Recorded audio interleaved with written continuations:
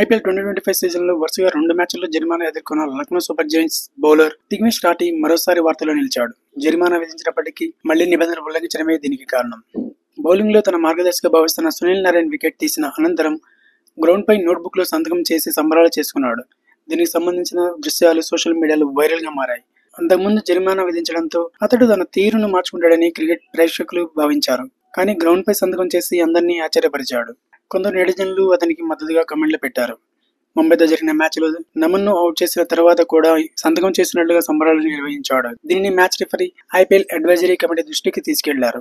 IPL 2.5 code of conduct level 1 నేరం కింద వస్తుందని, దీంతో అతని మ్యాచ్ ఫీజులో 50% జరిమానా విధించినట్లు కమిటీ వెల్లడించింది. అంతకుముందు పంజాబ్తో జరిగిన మ్యాచ్లోనూ దిగ్విష్ తో ఇలాగే వ్యవహరించిన విషయం తెలిసిందే. అప్పుడు ఒక డిమెరిట్ పాయింట్ వచ్చింది. దీంతో అతని ఖాతాలో 3 డిమెరిట్ పాయింట్లు ఉన్నట్లయింది.